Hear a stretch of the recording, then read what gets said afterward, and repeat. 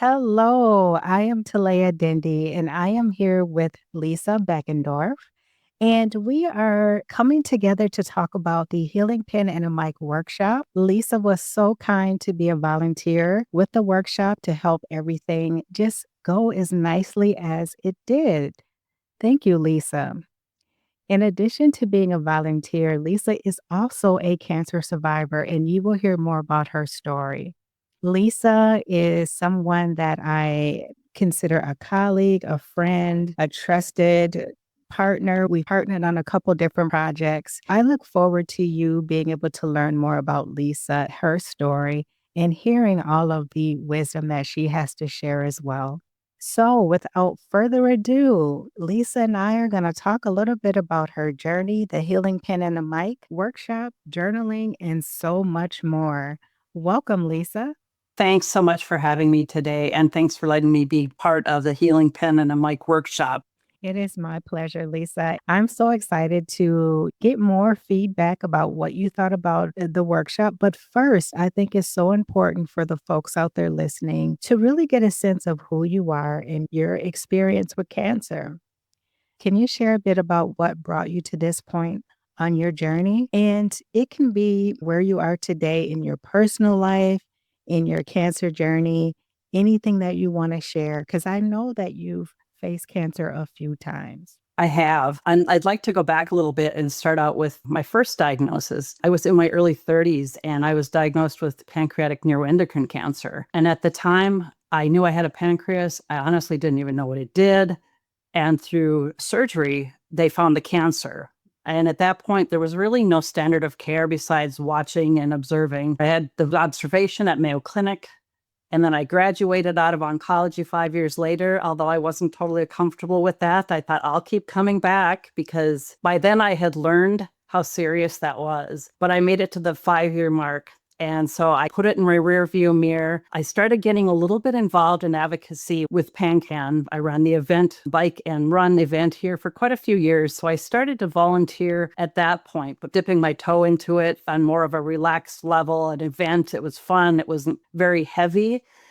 And then in 2013, I was diagnosed with leukemia, which was a shock. I thought, oh, there's got to be a connection. My oncologist said there's not. Two random primary cancers. I still think there's a connection, but it's just not been found yet. That's my personal thought. So after my first diagnosis, I always wondered why this happened to me. I was healthy. I was living a good lifestyle, clean. Nothing that I thought of what I was doing could have contributed to it. So then the why me? And so I wasn't really sure. Then with the leukemia diagnosis, I realized maybe it's time for me to get more involved in this, giving back. Because I've had 2 different cancers now.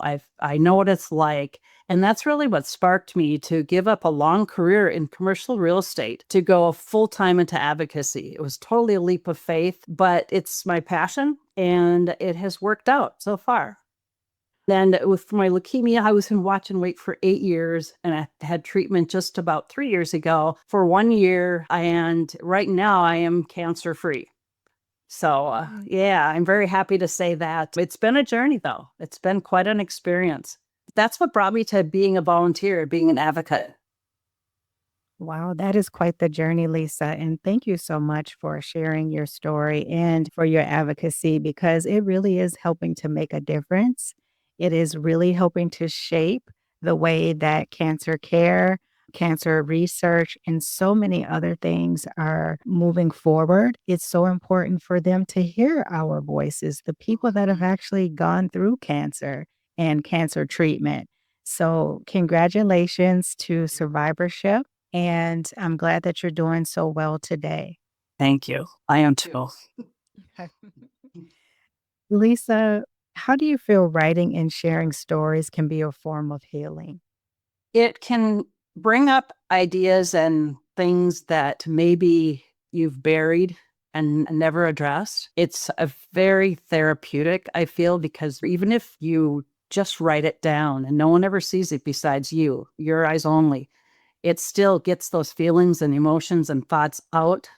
And that's really helpful to process those things.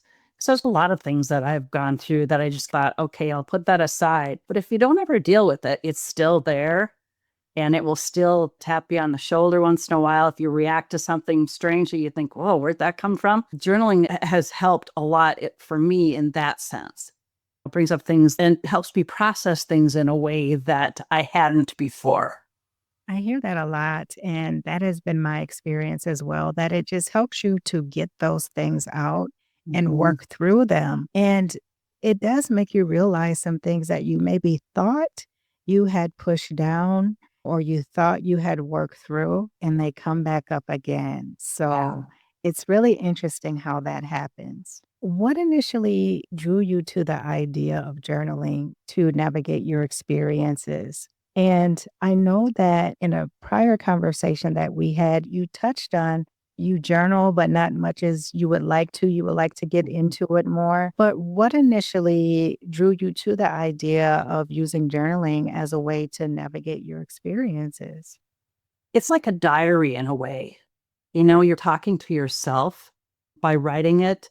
You're getting those thoughts out, but you're also able to provide your own feedback. That's how it affects me or how it helps me. Once I see something, if I just empty my brain in journaling and I see what I'm writing, then I realize what is popping in my head that maybe I haven't thought about or I need to address or I need to move through.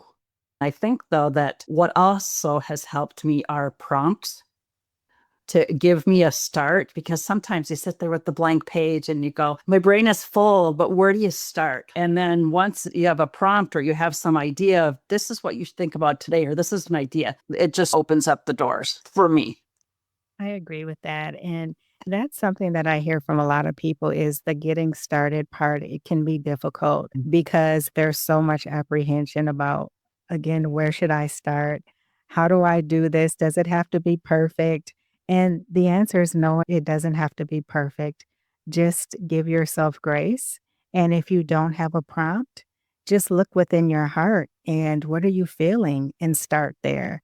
So thank you so much for sharing that, Lisa. I Sure. appreciate it because it just helps other people to feel like they're not the only ones that face those barriers when they're ready to start journaling. And you can journal. It doesn't have to be a complete sentence. Just start somewhere.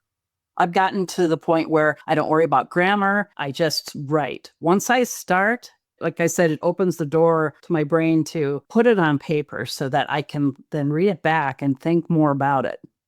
And sometimes it's just a couple of sentences. It's not a paragraph or a whole page. It's just whatever's in my head at that point when I think either I have a prompt or I'm just thinking about how I'm feeling or maybe how something I reacted to something in a way I thought, wow, I thought that wasn't a issue for me anymore.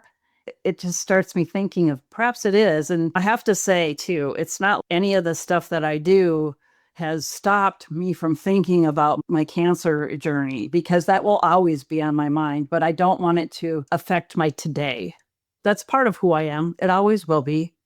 But if it starts interrupting my today, that was yesterday. I try and not do that. I'm not very good at that sometimes, but I try. That's a really good observation. And that's mindfulness in action. So great job on that because it is easy to go down that path where you're not focused on the present. That's real easy sometimes.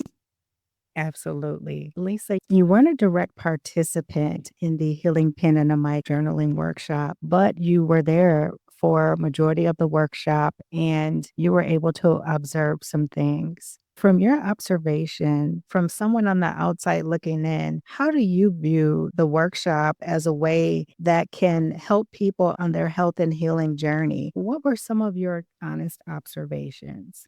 So I liked the fact that there was a caregiver there as well, because they're our partners, our care partners, I've heard them called. They experience this in a different way, sometimes worse. As a patient, you just go to what's next, but they watch their loved one go through all this. And I think it's very hard on a caregiver. So that aside, I was happy to see there was a variety of people there. I also thought it was really interesting. At first, when everyone started out, they were real hesitant. No one said much. They asked a couple of questions. And then once they realized they're all in the same sort of community, there was conversation and interaction between the folks that were there. And they shared their feelings and their thoughts.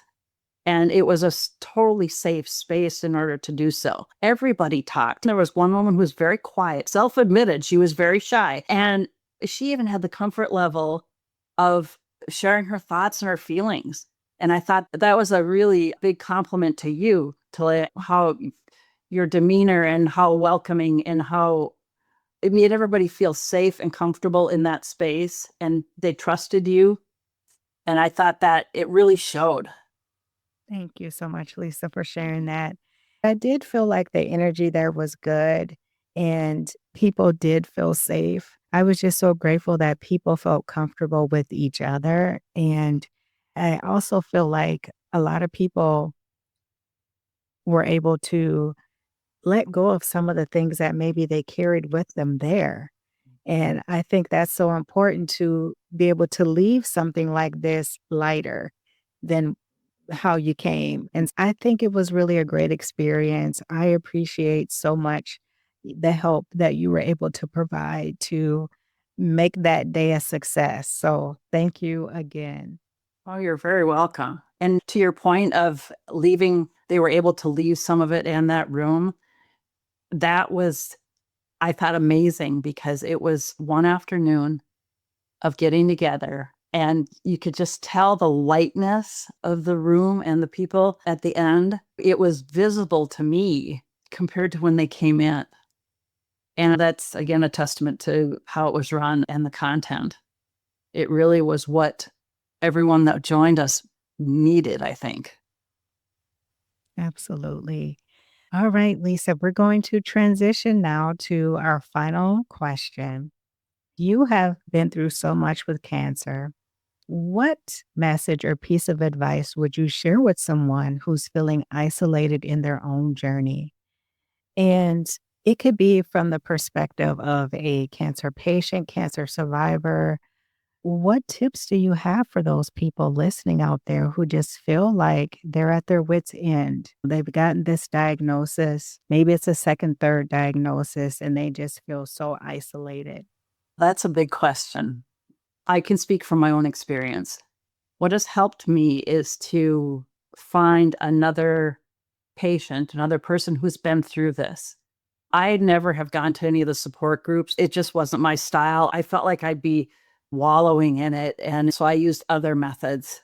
I took advantage of the oncology psychologist at my cancer center. I talked to him a couple of times just to deal with my thoughts. And he gave me a lot of tools to process that isolation and how it feels like everyone around me feels bad for me, but I'm the one who's sick. So at the end of the day, it's me. And that is very isolating, but it helped to talk to other people who had been through that. That's something I do now for pancreatic cancer patients. And so I am trying to give back to help because I know that helped me. Journaling did help me. I've done that for a long time. And it's interesting to look back at some of the things I was thinking from my journals and see how far I've come.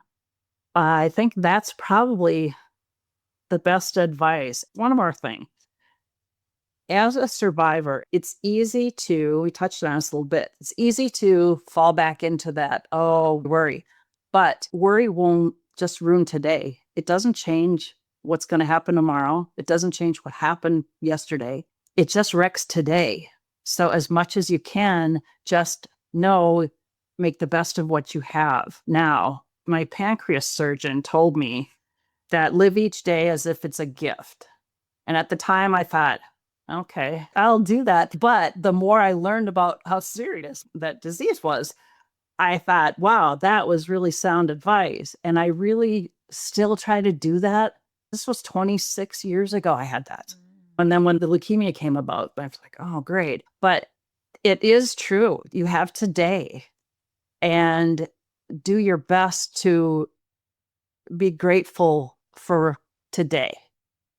Great advice. Thank you, Lisa. Is there anything else you would like to share about your advocacy work before we wrap up? I've been involved with a lot of research advocacy, and I'd like to add one thing that I really think is great about that. What it allows me to do is give the patient perspective to potential studies that are going to be done, clinical trials. A lot of times I've learned that patients gets lost in the science. And I'm so glad that it's becoming more and more important to have a patient perspective, because they don't know what it's like to be in our skin. We do. We have lived through these things and experienced the labs and the imaging or whatever it is that they want you to do. And sometimes that's lost. So my mantra is don't lose the patient in the science. But that's one area that I'm involved in, that the science is pretty heavy. I'm not a scientist, but I bring the patient perspective that the scientists don't have. So it's something that I'm heavily involved in now that I really enjoy and I feel like is making a difference. Great work, Lisa. And you are making a difference. I love your mantra because it is 1000% true. And with people like you doing this work, pretty soon, hopefully, that won't be the case where the patient's voice is lost. Thanks for all you do in advocacy and research advocacy. You're welcome. I'll keep doing it as long as I can. Wonderful. Lisa, it has been such a pleasure to talk with you. Thank you so much for joining me and letting the listeners know about your cancer experience, the very important tips and advice that you've shared.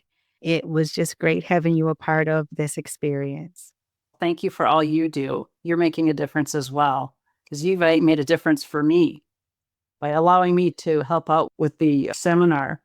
It really helped me as a patient, as a survivor, as a cancer advocate. So thank you too. My pleasure, Lisa. Thank you so much for sharing that. That means so much. This concludes the interviews with participants or volunteers from the first Healing Pen and a Mic in person workshop. I will have one more episode where I will do a wrap up of this season. So, this is season one. My hope is that going forward, whenever I do these in person workshops, I will have a companion podcast where participants from the workshop can share their story and their experiences. More to come on that in the final episode of season one of the Healing Pen and a Mic companion podcast. Thank you so much for joining Lisa and I today. And like I always say, until next time, let's keep navigating cancer together. Take care.